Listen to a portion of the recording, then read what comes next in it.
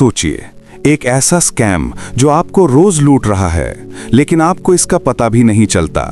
कोई कागजों में नहीं मिलता, कोई न्यूज में नहीं दिखता, और इसका शिकार पूरी दुनिया बन चुकी है। सवाल यह है, इतिहास का सबसे खतरनाक आर्थिक स्कैम आखिर है क्या, और इसे चला कौन रहा है? आज हम परत दर परत खोलने वाले हैं एक ऐसा घोटाला जिसके सामने बड़े बड़े फ्रॉड भी छोटे दिखते हैं। हमने अक्सर सुना है Harshad Mehta scam, Enron scam या FTX फॉलआउट, लेकिन असली स्कैम इनसे कहीं बड़ा है। आज दुनिया पर 315 ट्रिलियन डॉलर से ज्यादा का कर्ज है, जो दुनिया की कुल वेल्थ से भी ज्यादा है। और ये कैसे बढ़ता रहता है? क्यों सरकारें कभी इसे पूरा नहीं कर पाती? और हम सब हर साल ज्यादा महंगाई क्यों झेलते हैं?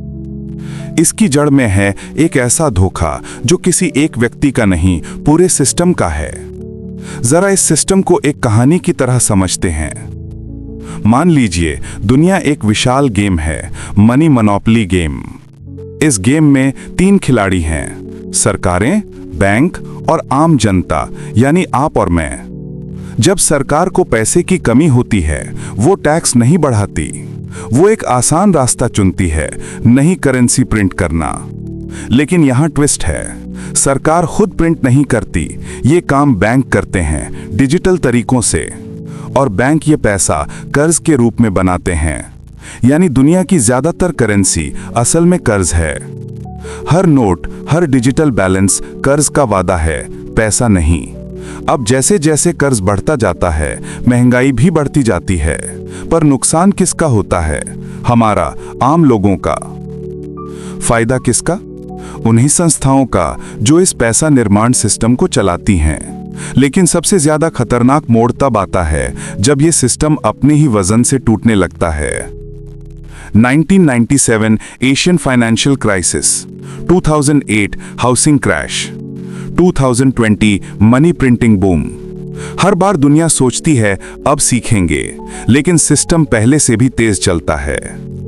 कर्ज बढ़ता जाता है, महंगाई बढ़ती जाती है, और जनता धीरे धीरे अपनी खरीदने की ताकत खोती जाती है। यही है इस स्कैम का असली चेहरा। आज दुनिया की 60% आमदनी सिर्फ EMI, बिल और टैक्स में चली जाती है। हम काम तो ज्यादा कर रहे हैं, लेकिन बचत कम होती जा रही है। यहां तक कि कई देशों की सरकारें 50 साल आगे तक कर्ज में डूबी होंगी। ये स्कैम सिर्फ पैसे से नहीं, हमारी उम्मीदों से खेलता है। तो सच्चाई क्या है? दुनिया का सबसे खतरनाक आर्थिक स्कैम किसी एक आदमी ने नहीं किया। ये एक ऐसा सिस्टम है जो चुपचाप आपकी जेब खाली करता है और बदले में आपको असली कारण कभी नहीं बताता। इस सिस्टम को बदलना आसान नहीं, लेकिन इसे समझना पहला हथियार है। अब मैं आपसे पूछता हूं, क्या यह सिस्टम सुधर सकता है, या हम सब सिर्फ एक अंतहीन कर्ज के खेल में फंसे हुए हैं? अपनी राय कमेंट में जरूर लिखिए।